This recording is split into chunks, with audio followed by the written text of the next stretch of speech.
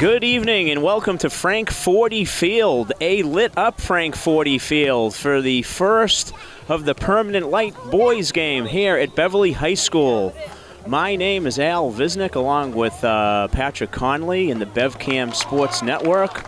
We are very excited to bring you a game under the lights here at Beverly High with the hometown Panthers against the visiting Magicians of Marblehead. Patrick, great atmosphere with the lights on. Yeah. The stands starting to fill up, and yeah, welcome to BevCam After Dark. yeah, Bev, I love that. Very good. Yeah, it's exciting. Dawn of a new day. You know, this is pretty neat. We were here Monday for the girls' game. It was a pretty cool atmosphere Monday. I'm looking forward to having a good one tonight. We have two quality sides playing tonight. Beverly coming in at 9-3-1, 8-2 in conference play. Power ranking number 18 in Division I. So that is putting together a solid campaign as they look to now jockey for position in the MIA playoffs. They'd like to maintain their standing as top of the NEC after that big win against Masco and bring that home first. But the one game at a time phenomenon's in play, and Marblehead's also a strong side. They're number 14 in Division III in the power rankings and come in at 7-2-3. So we are expecting a battle here tonight at Frank 40. Yeah, it was a great game when they played earlier in the season. 1-0 win by Beverly. Beverly was short a couple of their big players, so this should be a good one tonight.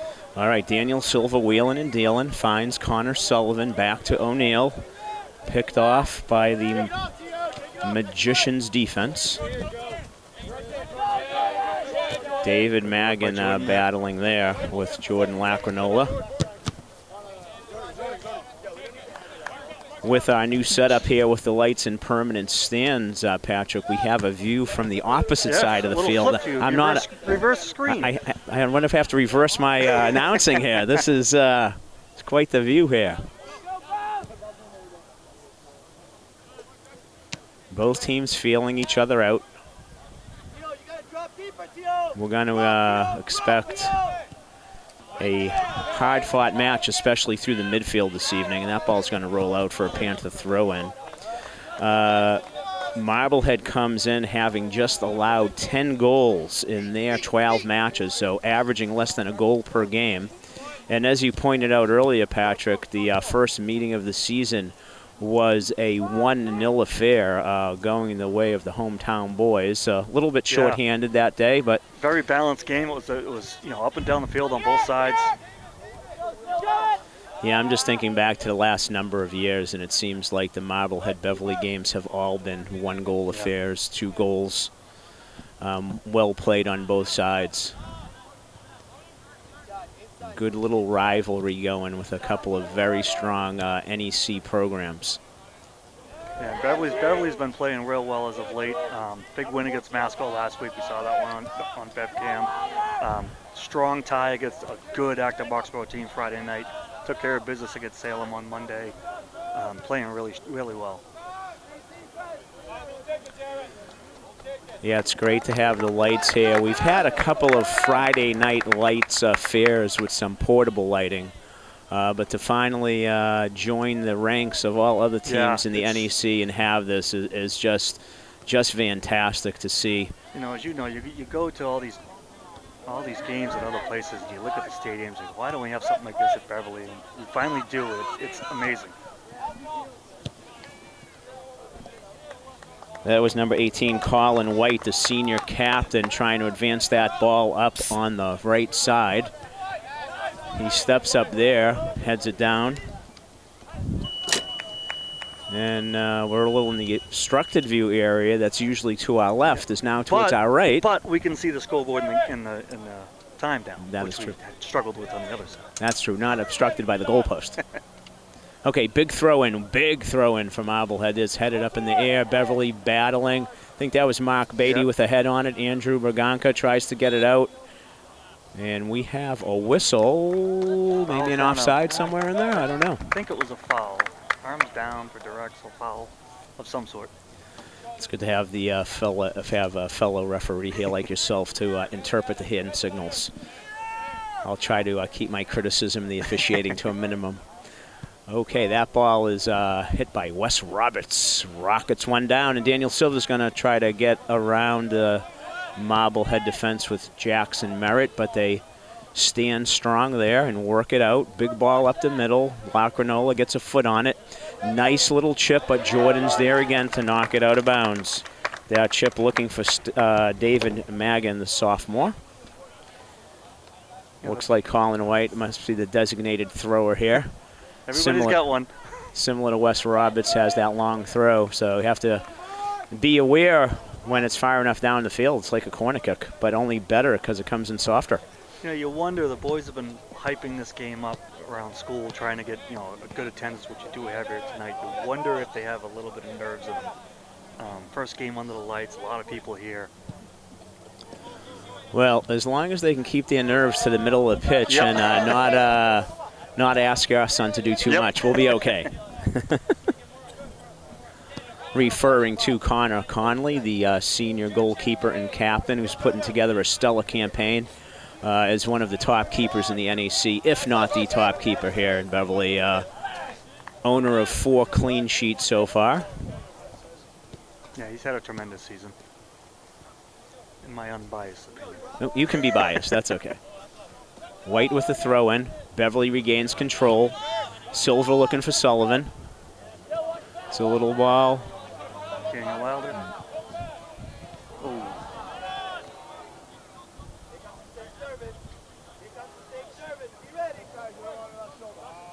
Danny battling for that ball. Wanted to get it back. It's another ball in the middle. Wes Roberts is there. Falls to Marblehead. A little chip. Jordan Lacranola and Connor Conley will get off his line and defuse that. The marks of a strong goalkeeper, knowing when to abandon the line to defuse the problem. Yeah, it's really become a strength of his. He very well anticipates coming off that line and closing those opportunities down. We just have to get him to use that same anticipation to come after ground balls in the spring. Absolutely. And we'll be all set. Oh. Jackson Merritt, the freshman, who's also having a very strong campaign. The young lad making his presence felt here. I talk about him every game I've done. I've talked about him. He's had a phenomenal season. Step in the spot that he did as a freshman, he's been incredible. Rory Zampese distributes the ball out to White. Short little pass, goes askew, looking for Quentin Fletcher, fellow captain there. We have to get some.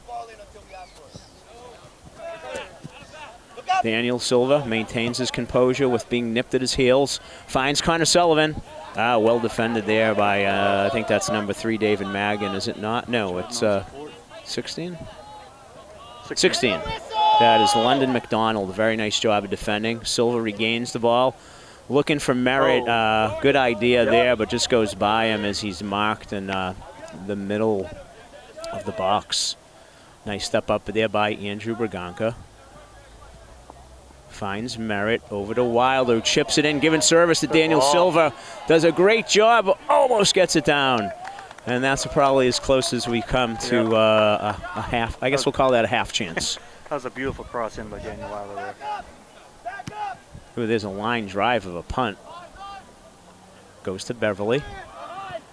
Mark Beatty finds the feet of Jackson Merritt. Back to Beatty. Over to Merritt. Wilder. And that'll be a Beverly throw.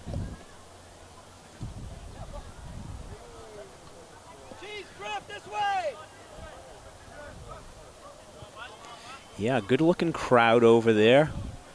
Probably have, what, about a third to the half of those stands full, maybe? Yeah, they keep filtering in. I know the girls are in Marblehead tonight. Ooh. There's a big hit off the crossbar. Silva with a lightning quick strike, and there is our first chance. First shot on goal. That came out of nowhere. Quick trigger.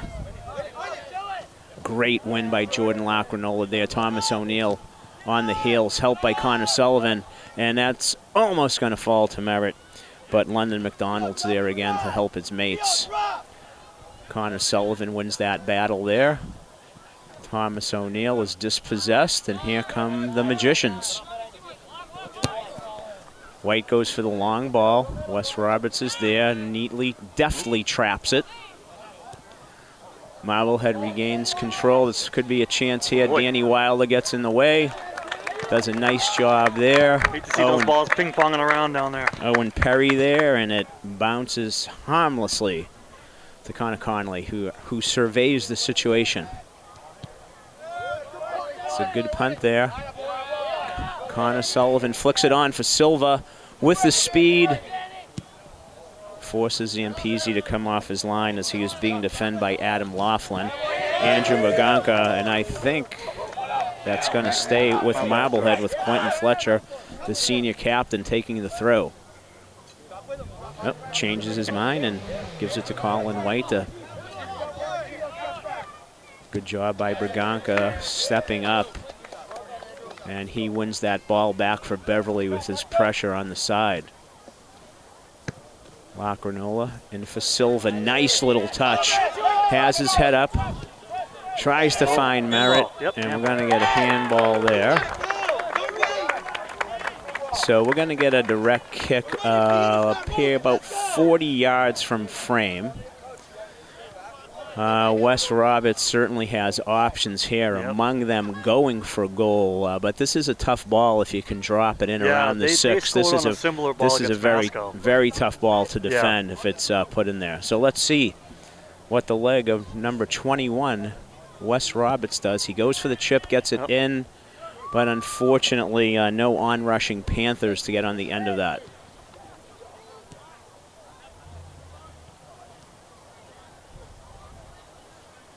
Things just going a little bit more towards Beverly with time of possession. Having some good pressure there by Merritt. Forces the turnover. O'Neill finds Braganca in the middle of the field.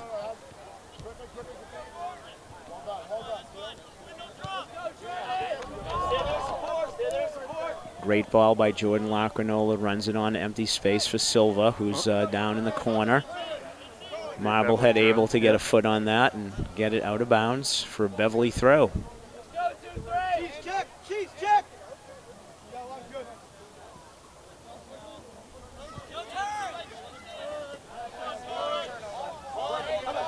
Marblehead has an opportunity for break, but Beverly is recovering its shape nicely. Jordan Lacranola with excellent pressure forces an error. Mark Beatty is there to get that off the Lacranola pressure. And here come the Panthers once again. Beatty keep going. He goes towards goal. He's across frame. Oh, that's a great run by Mark there. Great run out of the right back position. And I do believe it was last off of Marblehead. And we have our first corner of the, I was going to say the afternoon, but I have to say of the evening. We're going to take this. This would normally be Jordan here on the lefty.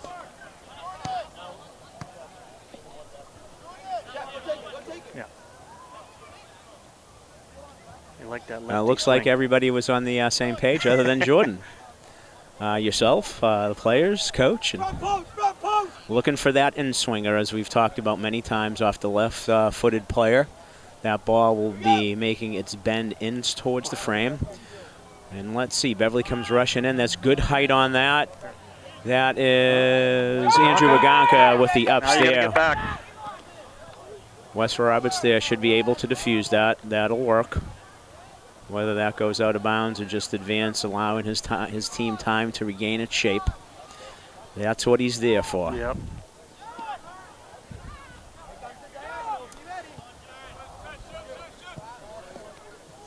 Marblehead reverses the field over to White on the right side.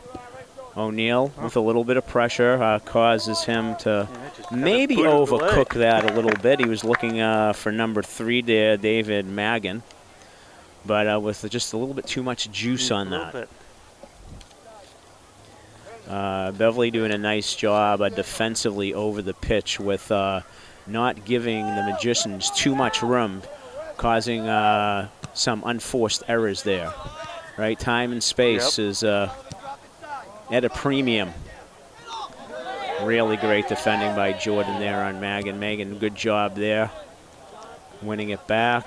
Oh, gotta take this step up there. And here comes Marblehead with a deep incursion into Beverly territory. That's away by Lacrinola, finds O'Neill onto the feet of Silva. Over to Merritt, great run here. Good. Oh, and a one-touched. And can he get there? Oh, well defended. Yeah, that was great defense. I'm going to get a number on that so I can call him out, but really good marking and putting himself in between Daniel Silva and the ball. Very nicely done. 23 maybe? 23 would be Adam Laughlin. 25, actually, I think, Patrick. TJ Kelly. 23. 23? It's not 5? Was this one back here? No, it was the guy with the ball. I believe, I think. It's one of you two guys. I don't have my nighttime vision going yet.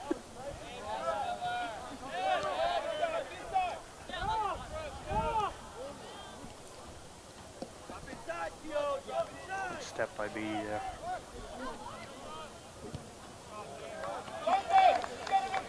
Yeah, Beverly's doing an exceptionally good job of defending up the field and causing some problems. Most games, as we've talked about many times, are won and lost in the middle of the field. Absolutely. O'Neill holding him off, passes it back to Roberts. Nice touch to Lacrinola. Silva is defended well, but with a nice touch, gets by White, who works hard to get back and dispossesses him. And here come the Magicians again, diffused by Berganca with a nice little spin move, showing a little fancy footwork that he doesn't get to show back in his third of the field when he's defending, but he was over the mid-stripe, so we're okay with that. That's in his own box. We're not okay with that. No, we're not okay with that for sure. Good win by Connor Sullivan. Oh.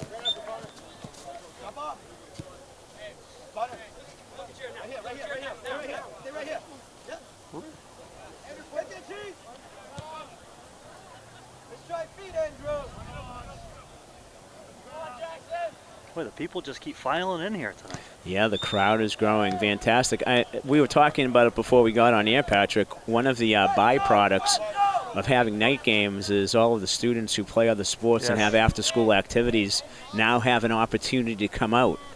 And there's nothing better than that high school town atmosphere of playing in front of your peers and, you know, exciting stuff as we embark on a new era here at Beverly High School. Waiting to check in for the Magicians is number 22, Yuri Volkov, a senior, and number 17, Mark Grisato, also a senior. White has the ball. I think that went out of bounds for Beverly throw.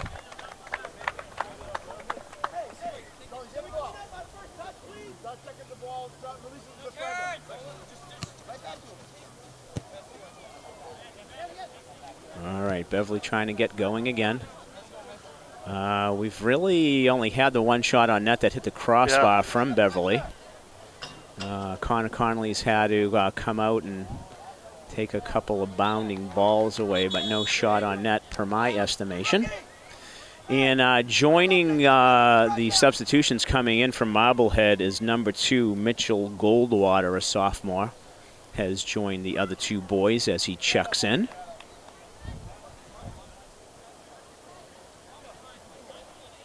White, Magan, and Fontella Tuttle coming off.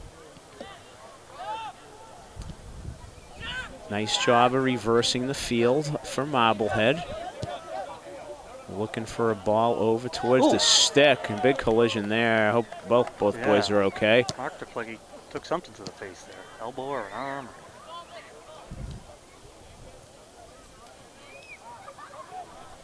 That was actually a very nice ball by Mitchell Goldwater, who just came in, throwing that dart over there into that corner, but well defended by Beatty.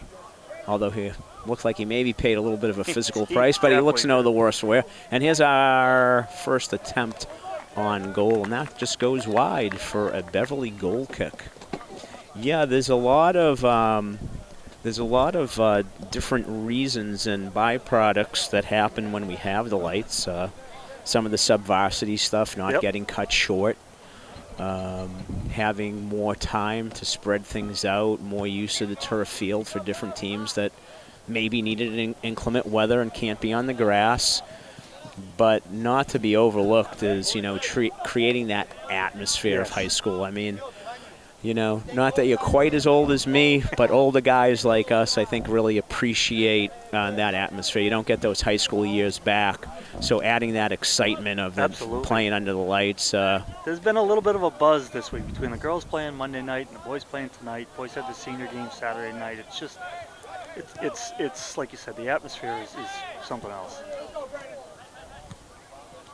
And I don't want to go in the Wayback Machine too much here. And here comes Marblehead coming down there. That was Quentin Fletcher dishing it off to Yuri Volkov, who just came in. Connor Sullivan back defending. Owen Perry finds it, finds feet of Thomas O'Neill. Thomas, a little bit, I don't know, blindside there. I didn't quite see him coming. All right. Beverly has it back again, and now it's back to Marblehead as the back and forth continues. Waiting to check in for the Magicians is number 8, Eric Badzek, and number 14, Brandon Rodke. Is that right? Is my memory good? Am I getting this roster down? Yep, that's right. Oh, jeez. Oh, there was a spill on aisle 9, and Connor Conley came with his Bounty paper towels and picked it up. Al, you talk about the byproducts of the field. So we sat in on the city council meeting when they discussed putting these lights in, and there were some people there from the school band, and what they described what they have to go through because they can't practice on the field, and what they have to do in the gym, setting up stuff on the floor. Not being involved in that, I never realized what an effort that is for them. So for them to be able to come out now, they can come out and practice out here on the field, maybe even at night before the Saturday games. It was unbelievable what they've had to go through. Because of course they couldn't practice on the field because it was so limited to daylight. Exactly. Yeah, I do recall that. That's an excellent point, you know. And I believe there were another one for me was I didn't realize like sub-varsity field hockey games didn't get played or had to be shortened because of that. So, yeah, I mean, I think the band was one of those things where people were just like, that was eye-opening what they go through to, and they're such a big part of the high school experience. Here comes Marblehead, 17, looking for a shot there. That is Grisado, but that will well defended in the corner there. By Lacrinola, I believe. Although a little obstructed there by Coach Rep,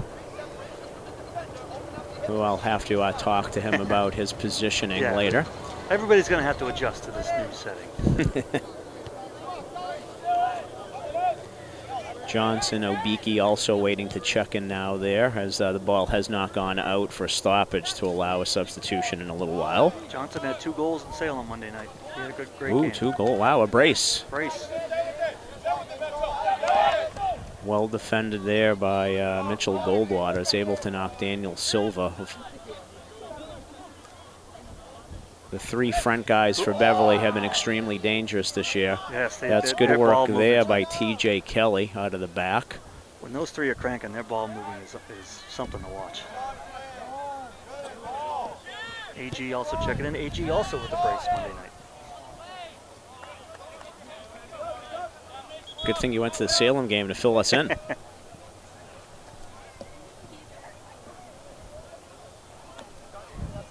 Silva, O'Neill, and Wilder coming off the pitch for the Panthers to get a rest here with roughly 17.5 minutes left.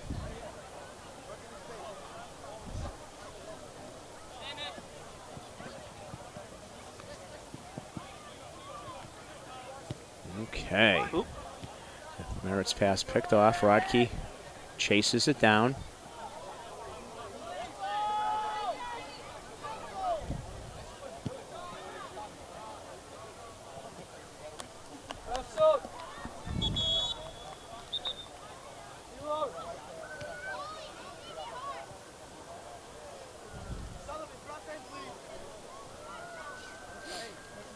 Okay, got a substitution here for Marblehead. Alan Druka coming off. Boubacar Yalo waiting to check in. Here comes Beverly. There's a nice ball by AG looking for Braganca. Little shove there. Somehow keeps it in. Ball in the middle of the box. Beverly battling for it. Yeah, I don't know how the ball stayed in. Yeah, me neither. Andrew went out of bounds. How did the ball stay in?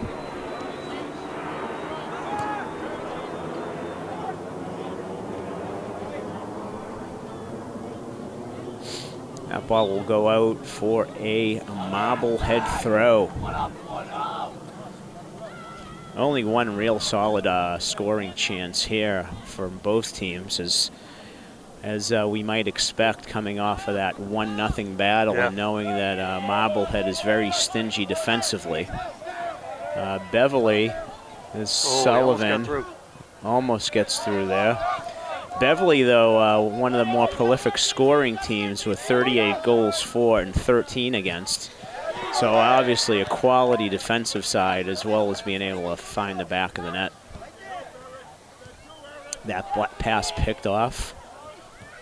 Yeah, Beverly could score in bunches. It seems like as soon as that floodgate opens and they get one, a lot of times it's followed up by another one fairly quickly.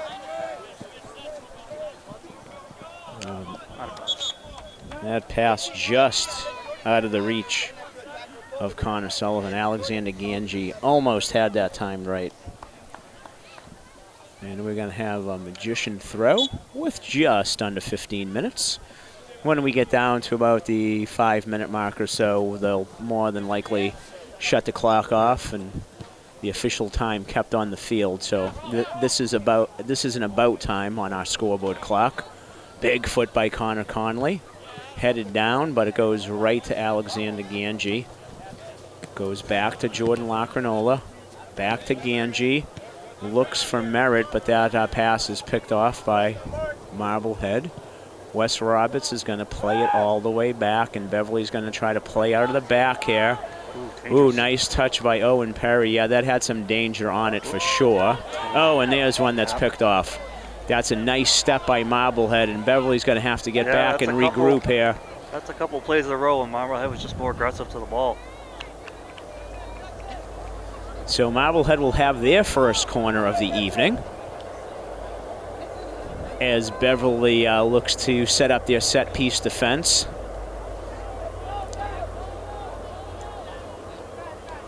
Got some movement going. Obiki trying to trail his guy. Lots of movement from Marblehead. Let's see if Beverly can remain stout, as that ball is just a little long and kept in. Bodies crashing. We have foul on Marblehead. Okay. Good sportsmanship there as the boys help each other up.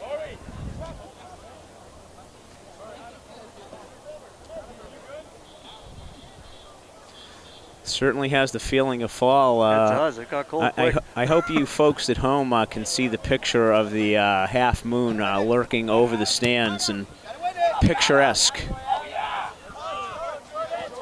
Jordan Lacranola battling as he always does.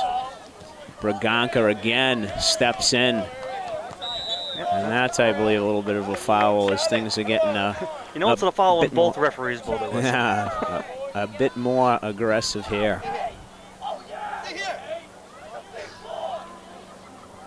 Wes Roberts will get the ball restarted for the Panthers. See if he's going to make a pass or he's going to launch it in. Wes launches it deep. That could be problematic for Marblehead. Oh, there is a nice headed ball, but nobody there on that far post to pick it up. Oh. Gotta get back now. Mark Beatty is there to intercept that attempted cross. But Marblehead dispossesses the Panthers and are looking to get an opportunity here. But there goes Mark Beatty again, and that ball is put in. Number 17 heads it back across goal. That is Mark Rosado with a dangerous head ball there. Putting that ball across frame like that certainly opens up a myriad of possibilities, but fortunately for the Panthers, nobody there to capitalize. Yeah, Beverly on their heels a little bit here. Yeah, Marblehead has definitely taken over the play here. This attempted shot is going to go off Braganca, and it's going to be the second corner kick in the last minute or so for the Magicians, as the pace of play is tilting towards the visitors.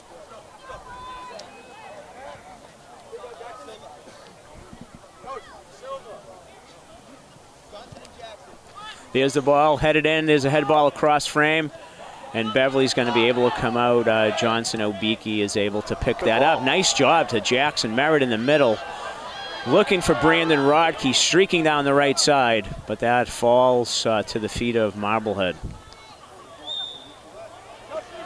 Brandon Pitamiglio and Daniel Silver will now be checking in as Jackson Merritt and Johnson Obiki get a breather here. Brandon goes by Kid Crime. That's an easier name to pronounce. Kid Crime? Kid Crime. That's his nickname. I'll be calling him Brandon. Edgar calls him Kid Crime. Okay, that's okay. I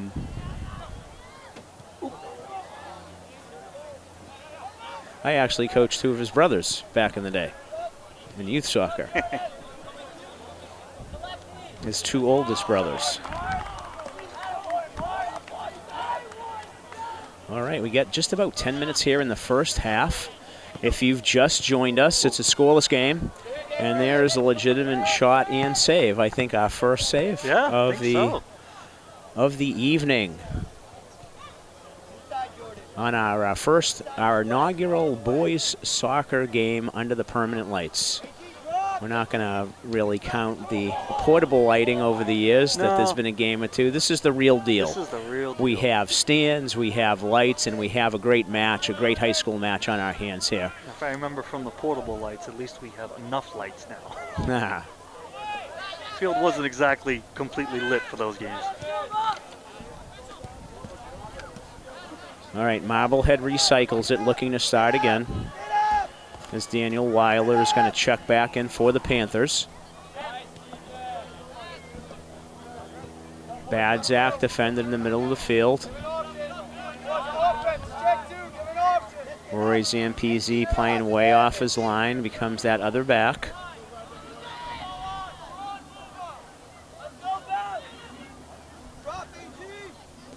Beatty gets a foot on that. That falls dangerously, but cleaned up by Wes Roberts, who shows the classic pressure cover and balance of the defenders as he slides over. They're a solid group back there. Played together for a long time. They know what each other's going to do. There's a swing and a miss, and that will go to Beverly for a throw, which will give Danny Wilder a chance to check back in. And Marblehead has a couple of guys sprint off the bench to try to catch that change. James Ochtaroff. And I missed the other guy. Did you see the other number that went in? Number 4, maybe? Stefan Shepard? No, he was out there. Number 7 didn't quite get in. He wasn't fast enough, I guess. Usually you need to be stationed there. Yes. You can't be running off. Usually if you're not there, they're not going to let you It's like you're trying to get out of that parking lot and the gate's coming down. You want to see if you can get under it and not pay.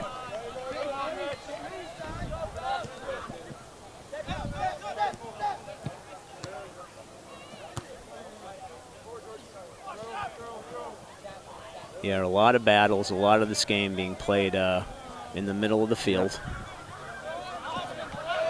That's a really nice job right there by number 16, London McDonald, to dispossess the Panthers of the ball, but they work hard and get it back. And here they come again, just over the mid-stripe. Wilder looking to see where he can make that pass, finds Braganca. He puts a ball in that I thought was going to go to Sullivan, but falls to Silva. Shows you what I know. There's that ball movement. Ooh. Ganji back to Lacranola, try to get that longer ball in. Oh, we're looking for Sullivan there, but is not able to find him.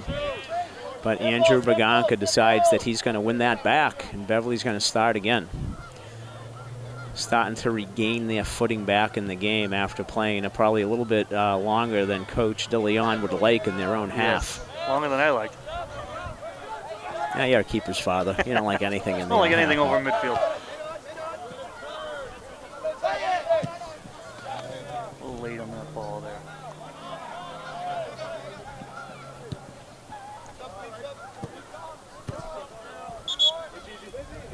Roy Zampese came way out for that, and I tried to hit you with a pass, Patrick, but I was open. It was intercepted. Thomas O'Neill back in. And Alexander Ganji's going to get a little breather here. Silva to O'Neill. Hector starting 11, I think. No. Kid Crime's in there. Kid Crime's still in there.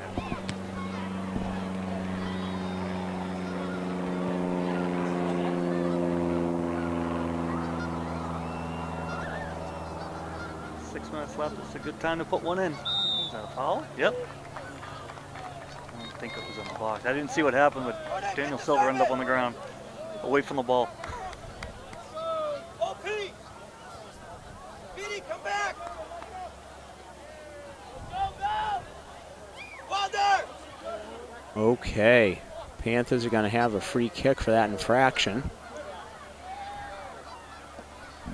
Looking to get a goal here in roughly the last 5 minutes of the half. It's a time neither team wants to concede, but either team would want to succeed. Granola puts it in, far post. Just a little bit too much. Sullivan with attempted half volley, but is unable to come away with it. Called Kid Crime on bodying the guy out. I thought that was a good challenge. Oh, so you're being critical of referees. Is that what's happening here? My opinion. But my opinion doesn't matter. I don't have a whistle. You don't have a yellow shirt this evening. Well, you might, but if you did, it didn't count. We can get you a penny, maybe. There you go. Judgment call.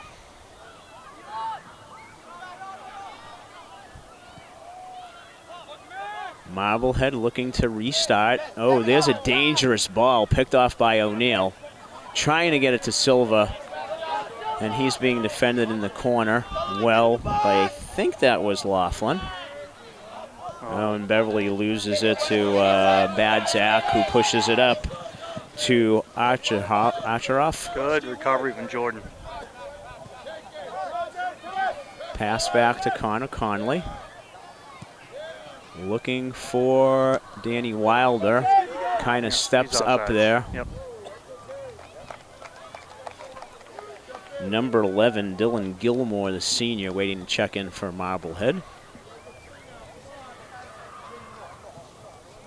Tim Harrington looks like he's ready to come in over here. He's going to try to get in before the gate closes in the parking lot. Free parking. Big free kick by Wes Roberts. He has the leg to match the throw-in, that's for sure. Okay, here comes Marblehead again. Wes is going to try to get there first in a foot race with number 4, Stefan Shepard. Can't really see what's happening in the corner. I didn't see what happened. The crowd didn't like it. But Beverly has the ball. And O'Neill tries to get it out, but that's another pass that's picked off. That. Yeah, it seemed like a good pass. It seemed like I don't know if that was Daniel Wilder over there, didn't know it was coming. Yeah, a little cross-up in communication. As we say in the business, a good idea. Jordan getting a break. Jordan gonna get a couple minutes off here. As maybe the clock will stop at 2 minutes instead of 5. Yeah. As I feels like feels like it's 2 minutes in the first half and 5 in the second. I don't know what they're. London McDonald coming off for Marblehead. And so far, Patrick, things are kind of shaping up as we forecast. Yep. A game with not a lot of offense being generated and a lot of tight play, a lot of turnovers. Can't really get anything connected, but here come the Panthers, and I think that should be a foul. I mean, he fell on the back of his legs. I was going to have to call that myself if the whistle wasn't blown. Andrew Braganca, nice job. He's fouled. So this is going to be in territory here. Oh, was it that far away from goal? I thought it was much closer than that. I thought it was another 5 or 10 yards. So, okay, so that's 35 yards from frame. Certainly within Roberts' reach here. Get some bodies in front of the net. So let's see if he goes for goal here as opposed to trying to drop one in. A lot of jockeying for position at the top of the 18. Stay onside. I assume he's waiting for a whistle. No whistle. Okay, here he goes. He goes for the chip, and again, right to Zampese. So a bit of a wasted opportunity, but Owen Perry is there to defuse the counter attack, and that could have been ugly for the boys. But Owen maintaining his position, being solid there as Beverly keeps its shape. throws in by the Magicians. Beverly pressuring high. There's a ball over the top. Harrington is back there. He's battling. We have a battle going on in the box. Could be dangerous, and we have a corner kick from Marblehead. Marblehead looked like See those bodies flying in the box always makes me nervous about a point to the spot. Let's see. I believe that's number 4, Stefan Shepard. Going to take the corner, I think. Yes. Okay, an outswinger, line drive, bounces around. Silver is able to be there, and it bounces up. And I believe that hit the hand of number 2, Mitchell Goldwater. It's always nerve-wracking to see a corner kick come in at that height and bounce in the box. You never know where it's going to go. Flicked on by O'Neill and off the toe of Daniel Silva. O'Neill working hard, and I think he has a Beverly throw as that deflected off of Shepard. Harrington going to take the throw. We are under 2 minutes here at Frank 40 Field. That touch didn't go as he planned, but Beverly maintains possession. Pitamaglio trying to keep the ball. And there is our halftime whistle. Patrick Esbild, a tight battle here under the lights at Frank 40 Field as we usher in the era of the Friday Night Lights version of Beverly High School athletics on a Wednesday night. A lot of passes askew. A lot of pressure all over the field by both teams that created that. An excellent scoring opportunity for the Panthers that hit off the woodwork. I do not believe Marblehead has a shot on goal yet, and Beverly had one more. I guess we can't count the one off the woodwork as being a shot, so only one shot, technically one save made. And a very competitive football game here this evening. We said exactly what we expected it to be. I would expect the intensity to turn up a little bit in the second half. Yeah, both coaches are going to have a talking to their mates, and we'll see how they come out of the proverbial locker room, which is actually the corner of the field. And with the score 0-0 here at the half, we are going to take a little break, and we will be back to bring you second half action here from Frank 40 Field. Welcome back to Frank 40 Field here on the campus of Beverly High School, as we are about to bring you second half action between the Beverly Panthers and the visiting Marblehead Magicians in what is a tight Northeast Conference battle, Patrick. Something that we've expected to see, and they haven't let us down. No, they haven't. I'm not sure it's been the prettiest football around. Balls have been contested well by both sides. A lot of errant passes that are maybe a result of that pressure. And we're anxious to see how things turn around here in the second half. Yeah, it's, again, big game for Beverly. They get their sights on the Northeastern Conference. This is the game they got to have. So let's see how they come out here. Marblehead has the kickoff to start the second half. They look to string a few passes together here. It's a step by Jordan Lacranola, who slides down with a brilliant tackle. Leveled. Yep. The fans do not like that. Great to hear that crowd noise. Maybe the players will feed into it a little bit. Get a little jacked up. Wes Roberts will take the direct kick that was earned by his mate in the back line. That ball is going to land in the box. Zampese comes out, though, and does a nice job of corralling that. Beverly's got to adjust there. That's the third one of those they put in, and the goalie's kind of had a pretty clean look just to come out and take. Yeah, you would like to see somebody stand in front of him to get in his way, right? Make him work at it a little.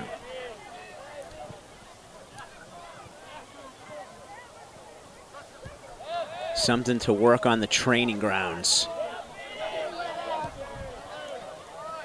Is Danny Wilder in a foot race there.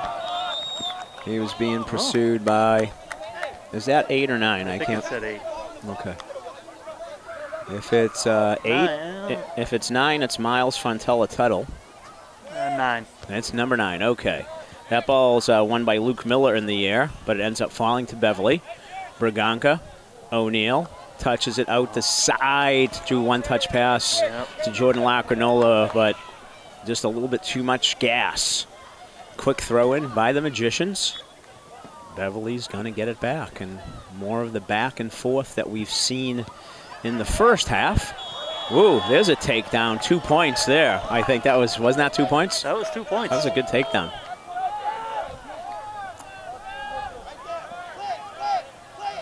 Roberts is going to have the direct kick. His coach is yelling for him to. A quicker play there. It's flicked on by O'Neill, but just wide. Okay, goal kick for Marblehead as they look to put it in play. As the first couple of minutes here in the first half, other than maybe a touch more physical, don't look a lot different.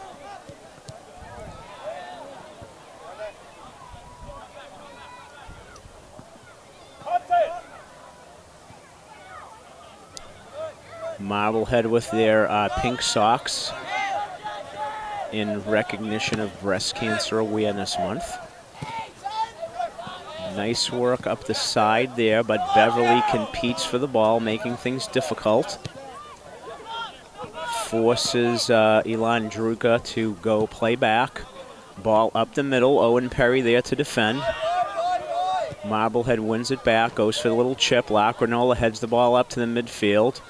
Sullivan working his way back to defend. Thomas O'Neill goes in for a tackle there, and I think he's going to be whistled for the infraction, and rightly so. So with the night game and with it being a little bit of colder out, it feels like the ball's starting to skip a little bit. Notice the last couple balls. A little bit of moisture maybe. Okay, free kick here from dangerous spot from Marblehead into the box. Headed away by Owen Perry, but Marblehead's going to have a rip at that, and that's going to go well wide off the foot of Sean O'Grady, who took a chance at a one-touch shot. A little off the mark. Danny Wilders are going to come out in favor of Brandon Rodkey. Goal kick to our left for Connor Conley. That ball bounces, but fortunately gets over Fontella Tuttle's foot. Yeah, Beverly's a little sloppy with their passes right now. Focus a little more. Be sure. Nice touch by Rodkey, but he's dispossessed by Drucka. As Marblehead looks to restart, Jackson Merritt causing problems there for O'Grady. And he wins the ball back. Beatty will take a quick throw, whips it in, but it's off the head of a Marblehead defender, and here they come again. O'Neill tries to step in, but is unable to take that away. Beverly recovering its shape. Andrew Braganca with a beautiful slide tackle. Much to the delight of the Beverly crowd. It was the standing over him and taunting a little bit. That's a bad throw, but I guess that's a good throw because we've seen some horrendous ones this year. It's not a point of emphasis. Wide for Drucka, tries to cut inside. Watched by Rodkey. A little give and go. Perry defending down low. Out of our sight line. Balls try to be put across, but Mark Beatty's there, is going to fall to the feet of Jackson Merritt. Jackson makes a turn. Holds up play. Finds Mark Beatty with a man on. Nice pass up to Brandon Rodkey. Very well done. Back to Merritt, who's dispossessed by number 16, London McDonald. Nice little work there with Drucker.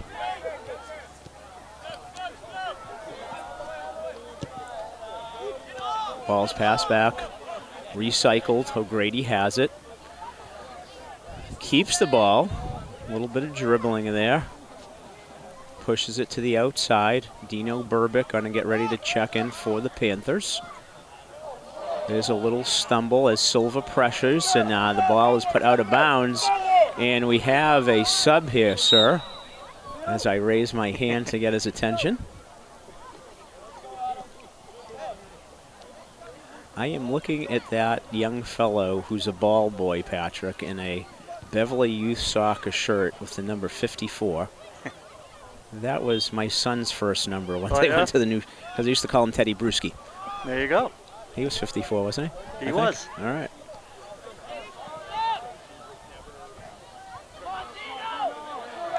Dino Burbick making his first appearance of the evening here, looking to instill a little energy into the Panther attack.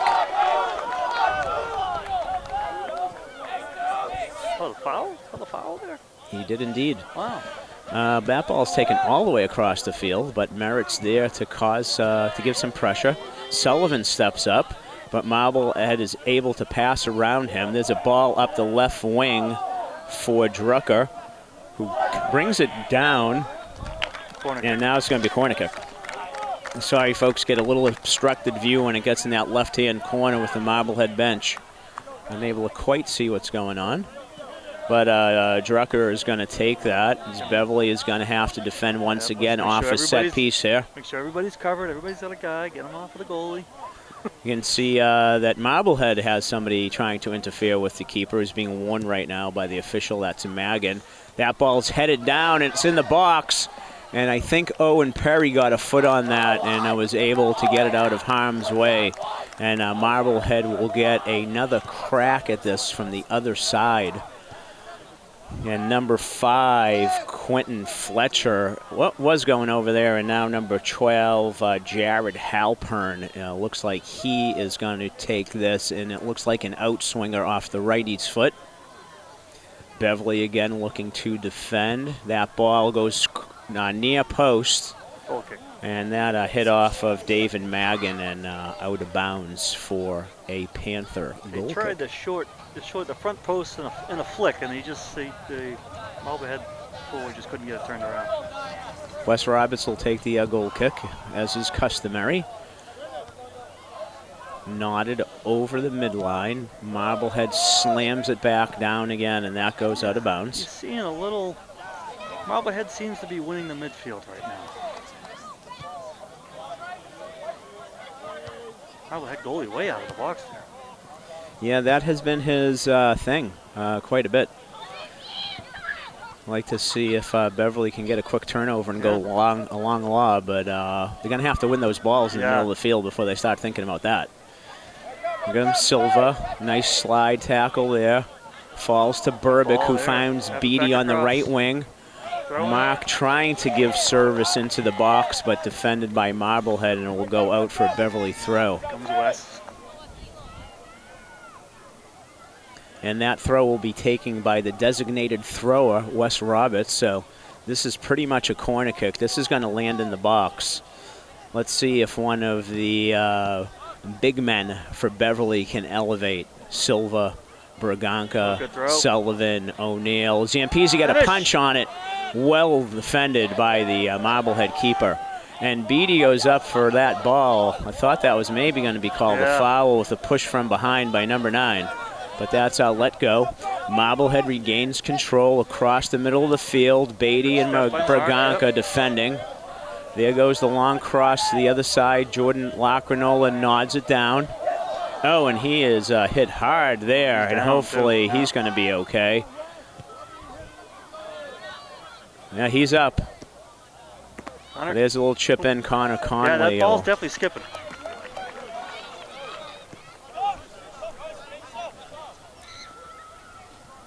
Conley surveys the situation.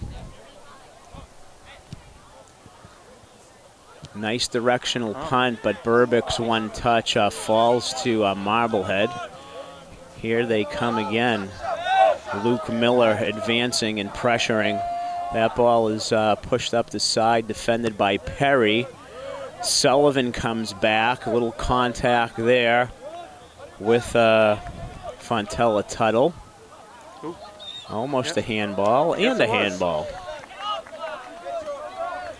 Beverly's going to have the free kick as Colin White, senior captain, looks to check back in for the Magicians.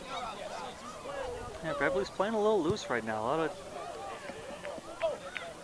legs sticking out.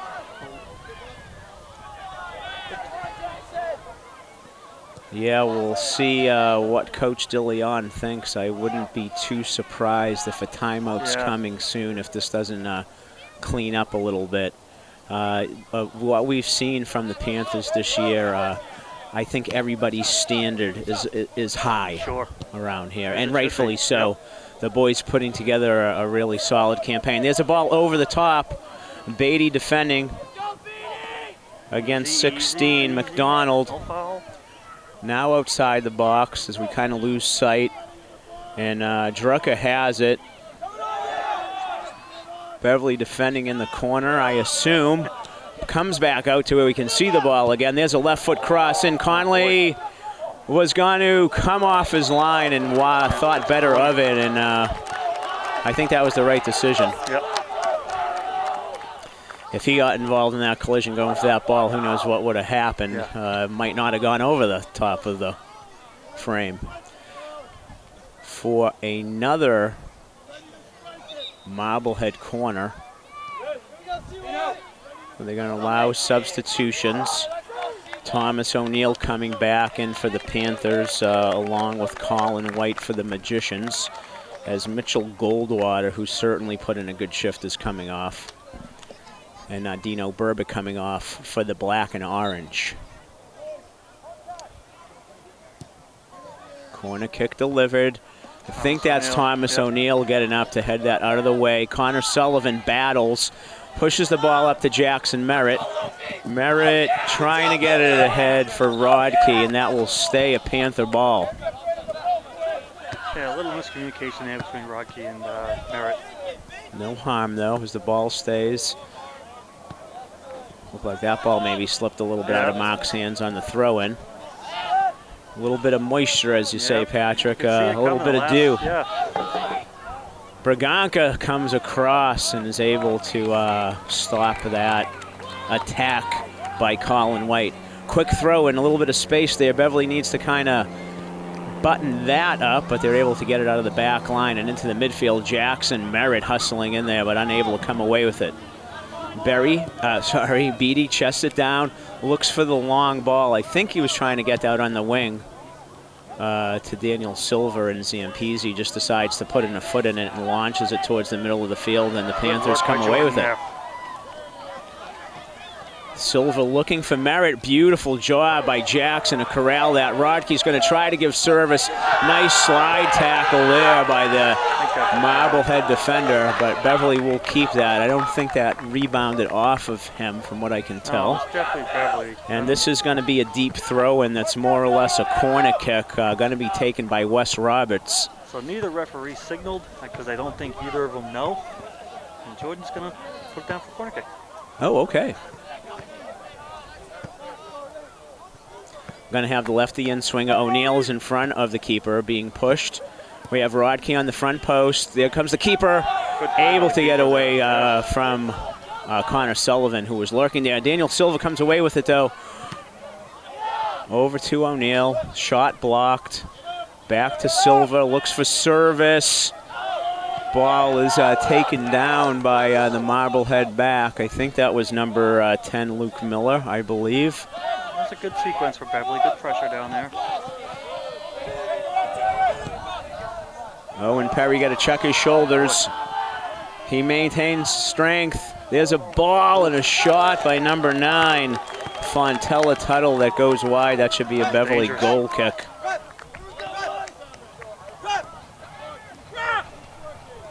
There you go. Right on cue, Al. Timeout, Beverly. All right, with 24 minutes and 36 seconds showing on the scoreboard clock, Coach DeLeon is gathering the troops to deliver a message. Yeah, he's seeing what we're seeing. As you say, Patrick, a lot riding here as Beverly looks to unseat the Masconomet Chieftains for the NEC title.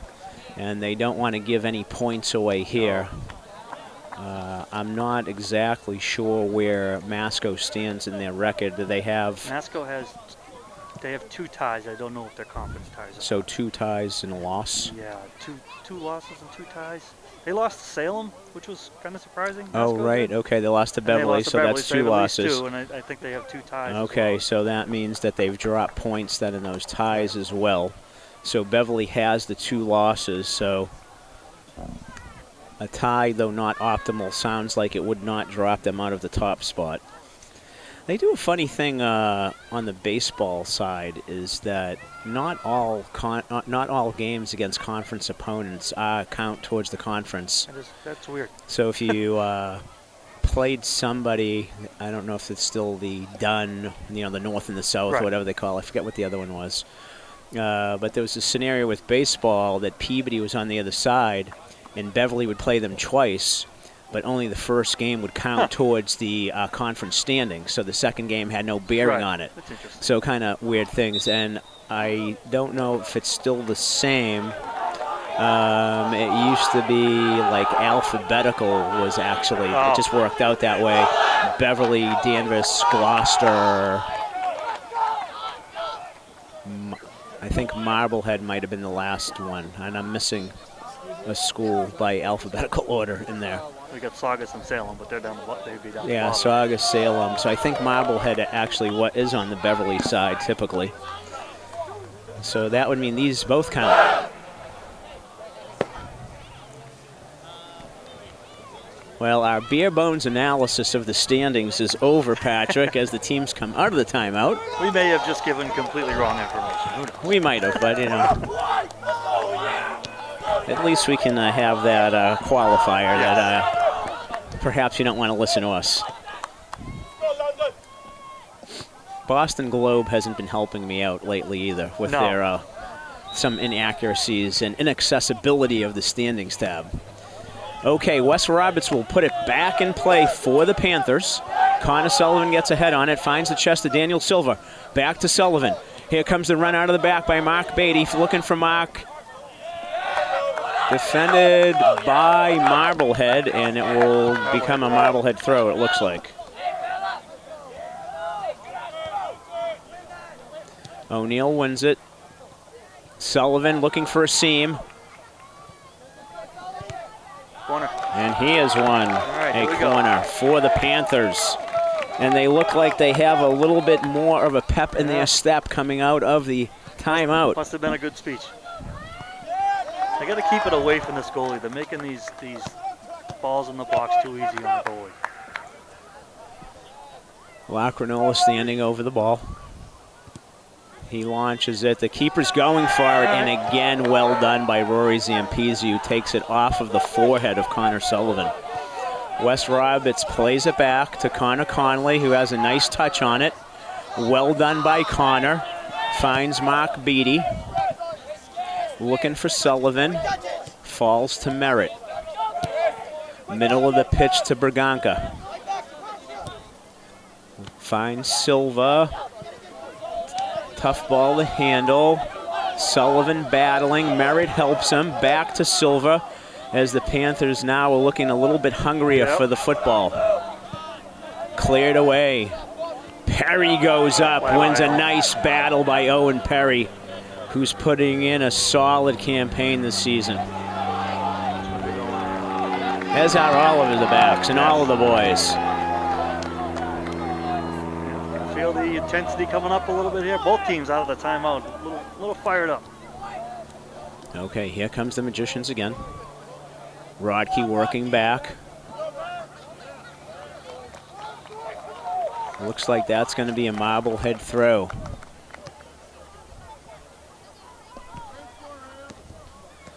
As we're approaching the 22-minute mark. There's service into the box. Beatty wins that and heads that clear of danger for the moment. O'Grady gets it. Comes back towards the Panther 18. And there is a shot just wide off the foot of number 5, who actually put a good strike on that. Senior tri-captain Quentin Fletcher. Wes Roberts will put it in play. O'Neill gets up and moves it, advances it to Silva, who's shielding well, uses his body, puts it up for Merritt. So let's see if Merritt can get around the corner. And all Marblehead can do, I'm sorry, that was Rodkey. And all Marblehead can do is put it over the end line. And Beverly will have another corner kick. Owen Perry heading to the box with Braganca. Lacrinola and Beatty will stay back, although Beatty is going to look for that ball that comes out, try to see if he can keep it in, or at least get in the way to stem any counterattack. Beverly's got to be careful here. This goalie's been great about changing the field off of these. Oh, he did it again. All right. Oh, but he rolls it out. Beatty has things covered here as he marks number 9. Jackson Merritt. That was a great run by Jackson Merritt there. Beverly doing a great job of regaining his shape. And when you got a bunch of guys playing for each other, you also see your forward men defending and doing what they need to do.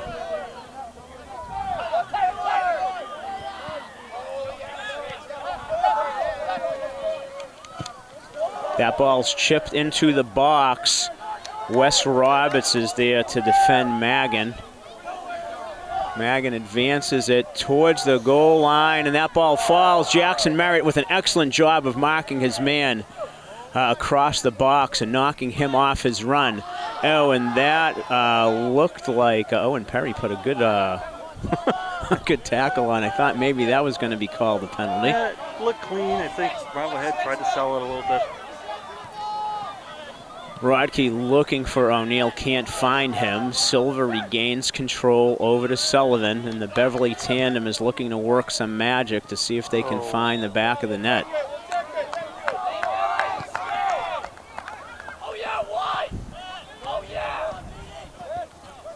Halpern passes back, but it's intercepted by Silva. Finds O'Neill looking for Merritt, but can't find it. Ball takes a crazy bounce. But Rory Zampese is alert enough to come off and challenge that. He's been strong back there this game. There is a reason why Marblehead only has 10 goals against in 12 matches, and he's a reason, a big reason for it. O'Neill's going to have to try to get to that, but Sullivan. Yeah, I don't think he was expecting. That was not a great pass, in all fairness to him. But a great job by Connor Sullivan to get that. Daniel Silva went the wrong way there, at least for. Kind of out of sync. Great step up by Beatty, brilliant tackle. Merritt tries to keep that, but unfortunately rolls out of bounds, and it'll go for a Marblehead throw. Luke Miller stepping up here to take the ball from Jared Halpern, and he puts it in play.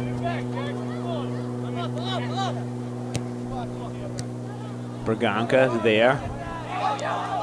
Falls to O'Neill. Nice little turn by Thomas O'Neill. Finds Daniel Silva, who he turns, looking for Rodkey. Almost gets in the box. Silva, maybe foul. The Beverly. The same one they didn't call down the other end. There's a foul there. Yep. There's another takedown for 2 points. Yep. I think it's 2-2. 2-2. But not quite wrestling season yet. Not we have yet, to wait for the yet. winter sports to start.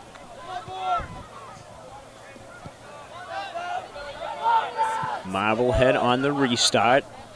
Finds the feet of Miller. Defended by his alike number Sullivan. Ball goes into the middle. Wes Roberts steps up. Beverly defending. Lacrinola again winning it. But with Zampese playing so far from frame, that long ball out for Daniel Silva is easily cast aside. He loves that high line. Going for Alon Druka with that long ball, but that'll roll over the end line for a Wes Roberts goal kick with just about 17 minutes to go. Roberts pounds that well over the mid-stripe. Jackson.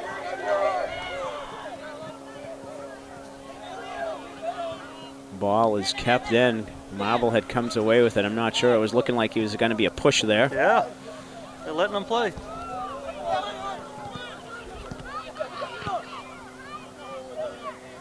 Nice step up by Andrew Braganca there.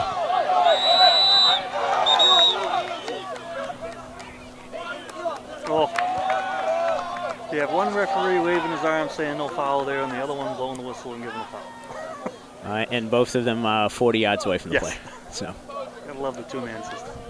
Not so much, but it is what it is, as we like to say. It's been that way for a long time. McDonald on the restart, finds Miller, defended by Sullivan. Good shoulder-to-shoulder contact, but Miller maintains his balance and comes away with the ball, pushes it up the wing, and that is cleared away by, I think, Owen Perry, although I can't see in that corner. Throw in the Marblehead. Mark Grizzato is coming back in. The senior is coming in for David Magan as the volume is amping up on the Marblehead bench as we come close to the last 15. Another throw that I wouldn't have allowed is put in play. That almost was a handball, but I guess not. Play by Mark there. And on. Silva with a nice touch to get away from number 23, Adam Laughlin. Good ball down the line. Rodkey showing his speed over there. Is going to force White to kick it out.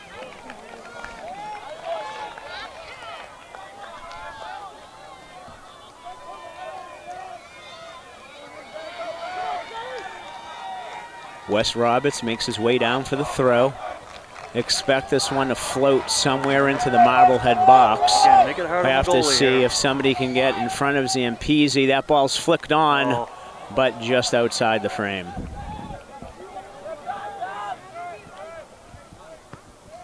All right, Marblehead will put it in play with the Rory Zampese goal kick.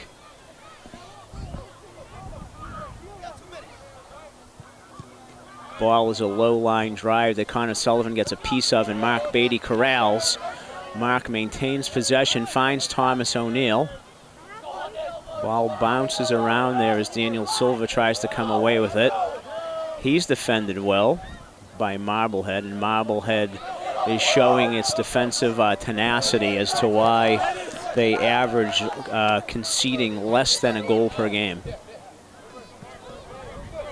Mark Beatty looking for the throw, going for Connor Sullivan, but isn't quite able to get it over the Marblehead defender, but it falls to Jackson Merritt.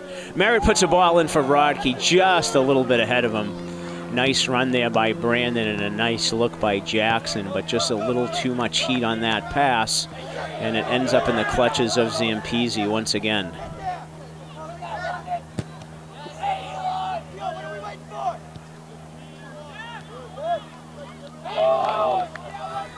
Marblehead advances across the mid-stripe. Perry heads it away. I think that one's going to roll harmlessly to Connor Connolly. It's nice work there in tandem by Mark Beatty and Owen Perry in the Beverly back line. Booming punt falls to Marblehead. Silva comes away with it. Sullivan loses it on the turn.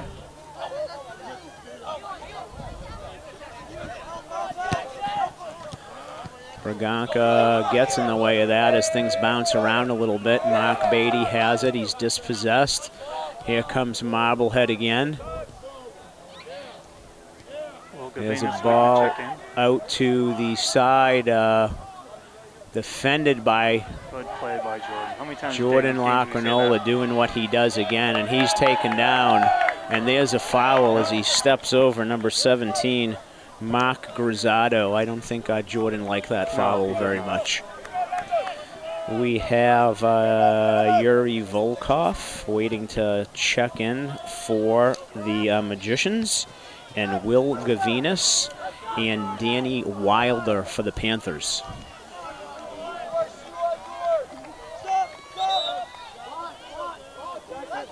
Okay, the substitutes are waved on as the clock continues to tick here at Frank Forty Field. Some anxious clock watching by the fans, coaches, and announcers for sure. This game has been what we expected it to be.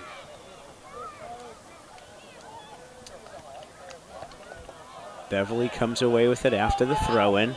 Will Gavinas with his first minutes looks for Silva, who slips on that slick turf. Beatty steps up, pressures well, does a nice job there. Roberts flies through the air and gives his best karate kick. Perry is dispossessed, but Andrew Baganza to the rescue. Oh, see, they're just off. They're just a half a beat off. Time and space, Patrick. The Marblehead's doing a good job of not giving Beverly the time that they used to on the ball. So, like you say, need to be just a little bit crisper, and it becomes harder when you have less time.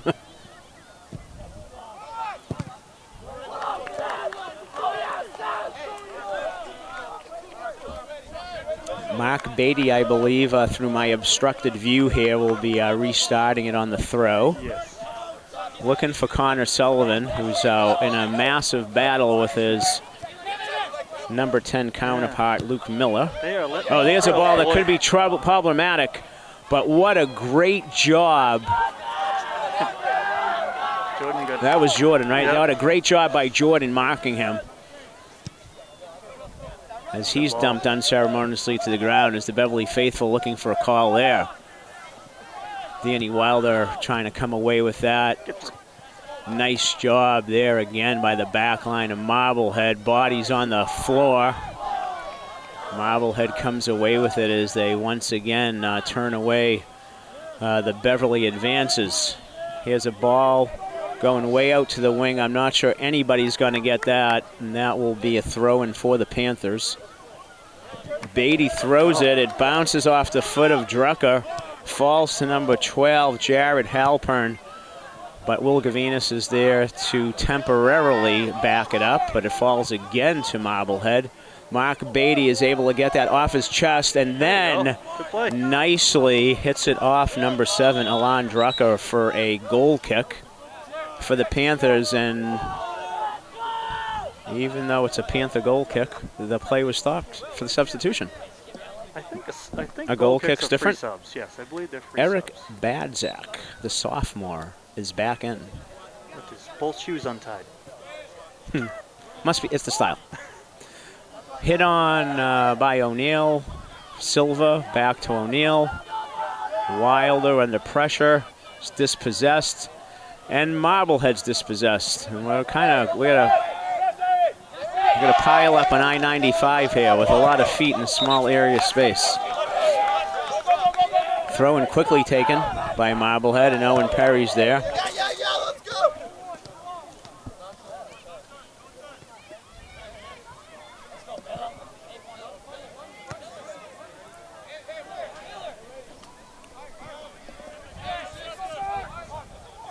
Number 16, London McDonald has it.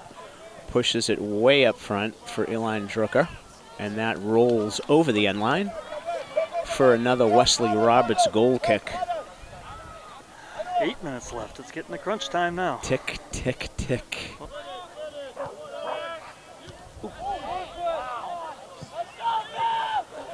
Andrew Vaganka comes flying up out of the back, heads that, but it falls to Marblehead. And what do we have? Was that He's calling a dangerous play. That happened 15 seconds ago? Yep. Okay. Watch the short, Silva. Watch the short. Will, pass him on, Will. That's not your man. Let's go, White. Okay, let's see what's going to happen here, if they're going to go short or just going to try to pound it in the box. Indirect. Not that that matters from 60 yards away. Okay, that ball's headed harmlessly to the right of Connor Conley, who corrals that as the troops get up the field. Goes for the punt to keep the ball away from frame, but Marblehead steps in front. That one. Connor Sullivan with the pressure. That's been quite the battle between Sullivan and Miller this evening. Very physical battle here.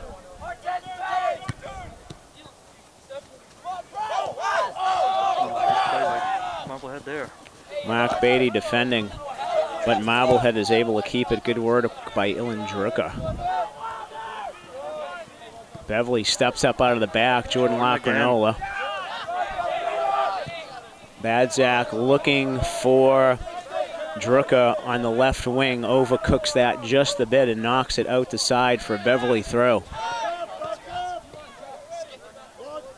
You got to commend both sides for the effort they're putting into this game, Patrick.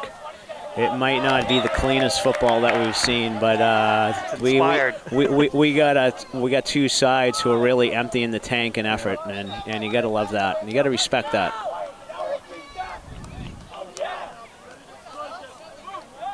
Yeah, Marblehead defense has done a great job on Daniel and Connor, kind of keeping them contained.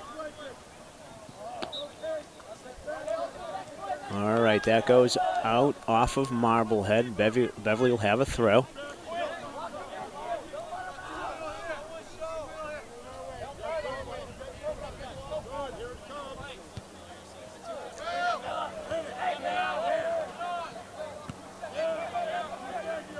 Nice job by Perry.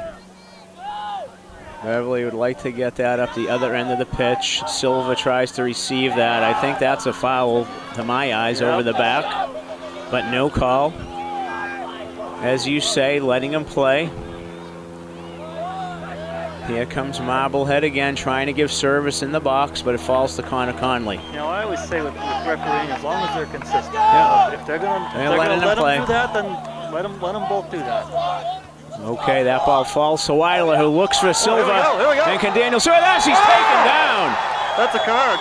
That is, he was unabated to the goal as well. How is it going the other way? Oh, my. Wow. No way. You guys know. The Marblehead subs agree with the call. And I think we're going to have the two referees get together on this and see, because if that foul does go against Marblehead, there's a decision to be made. Him being the last line of defense could be straight red. But the Marblehead substitutes, who are close to the field than us, have clued us in that there was a handball prior to the foul. Bro, that's why you don't ref playoff. Games like this. Okay, so referee's explanation is that before any foul committed, there was a handball. Looks like Daniel Silva, who went down hard and was fouled, maybe, hopefully only has a cramp as he's pulling on his toe. And we'll have a break here just under 5 by the scoreboard clock, as Daniel Silva gets some attention. I would like to see the replay on that. Stefan Shepard and Miles Fontella Tuttle awaiting the chuck back in, as Daniel Silva gets a nice hand as he comes off the field.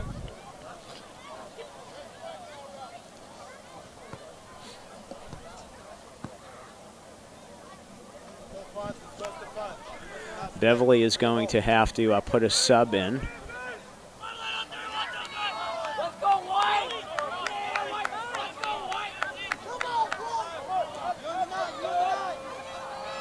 They didn't let Marblehead sub on the injury? Yeah, I don't know what the high school rules are on that. Usually you could sub one in to match. The Beverly faithful up the stands, which has a robust crowd, makes its displeasure known. If you're Beverly players right now, you got to keep your heads in this. No dumb fouls for retaliation. Or I'm sure they're frustrated with the call, but they got to keep playing.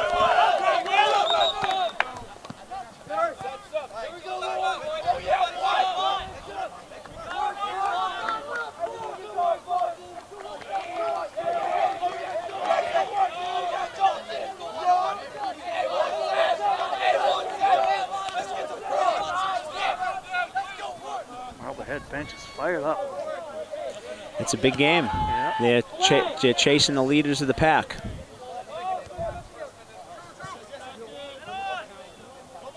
You know, like we said at the top of the broadcast, this has turned into quite the rivalry. Yep. They've been solid the past number of years. All these games, to my memory, have been very close.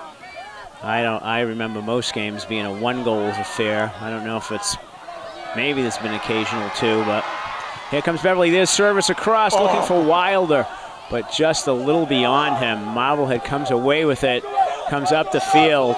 Perry steps up and is able to head that and finds Mark Beatty. Beatty over to Wilder. Wilder heads it back to Beatty. Marblehead comes away with it and decides to just push it out the side. So scoreboard clock showing just over 3 minutes. So I think right now it starts to become just about anybody's guess about how much time is actually there. But Wes Roberts. Keep it away from the goalie.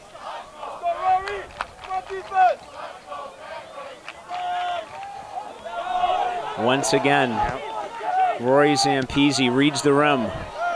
In most cases, he's going up uncontested, you know?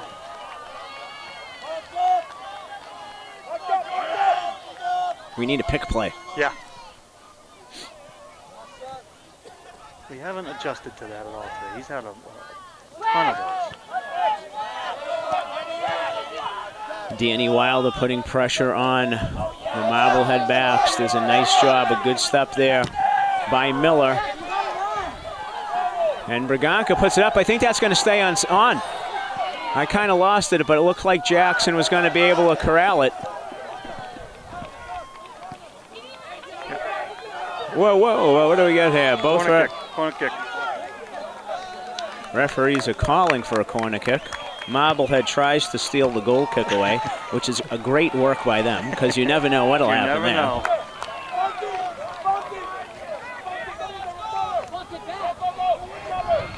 Keep it away from the goal. Do something different. Don't make it easy on them. I would love it if we had a short play so we could get the ball in and then put service in. We get the keeper going back, but let's see what happens here.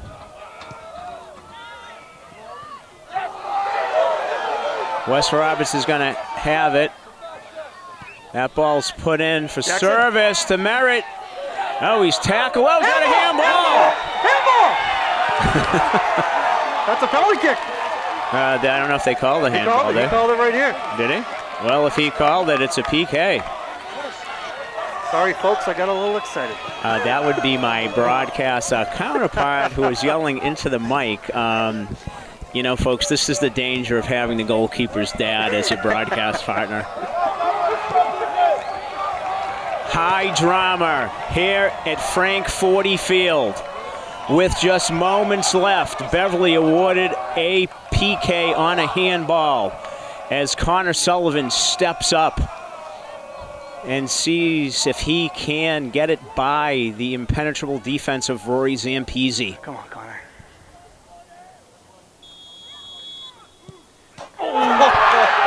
Rebound! Crossbar coming out. So the PK going for top shelf is the second time that the Panthers have hit the crossbar. And it remains 0-0. As I said, high drama here, Frank 40 Field.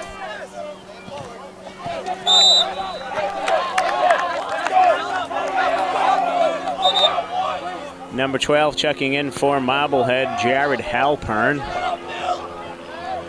A swing of emotions here. Throw. I think it's a throw.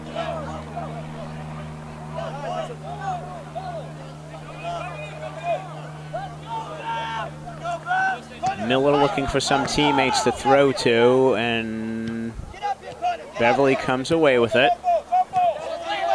Beverly trying to launch something down the field, and there is the final whistle. When we said high drama here at Frank 40 Field, little did we know that we would see such a flurry of activity to conclude this match. Beverly pressing for a goal to try to eke out a narrow win against the Magicians, and then getting that call on the handball and awarded the penalty kick. And then having that ball just came clean off the foot of Connor Sullivan. but just elevated a little bit more than obviously he or the Beverly crowd would have liked, and clanged off the woodwork. Yeah. So, boy, a swing of emotions there. But emotions aside, we had quite the high school game tonight, with two teams emptying the tank as we begin the nightlight era here at Beverly High School. Excellent crowd on hand, effort galore on both sides, and fittingly both teams leave somewhat dissatisfied with a 0-0 tie. I know Beverly's not going to be happy with the tie. I can tell you that. But yeah, it was a hard-fought game, like you said. Not always the best soccer tonight, but it was hard-fought. The guys gave it everything they had on both sides, and they both can come away with something and come away without something. Yeah, we know that it was going to be a defensive battle based on the 1-0 scoreline last time out, and the fact that these teams have just conceded so few goals. Yep. If my memory's right, and I'll have to watch the tape once it's posted on the BevCam YouTube channel, I don't believe that Marblehead had a shot on goal. Yeah, I don't think so either. Connor certainly played the ball, but I wouldn't consider anyone shots. Though the Marblehead keeper, I think, only had to make one save, his performance off the set pieces was just phenomenal. Yep. So I in some ways, a bummer that the PK wasn't converted, but, in most ways, a just outcome. Yep, I agree. Okay, so a tough night and a historic night here under the permanent lights here at Frank 40 Field, and everybody was treated to such a quality high school contest that was competed at a high level. We're going to leave you this evening with the final scoreline, Beverly 0, Marblehead 0, and we will hopefully see you on Saturday evening at 6 o'clock when the Panthers take on the Mustangs of Medford High School in another night game here. Thanks to our cameraman, Tim Hezzy, Patrick Conley, and Al Visnick, myself, signing off. Thank you and good night. Good night, everybody.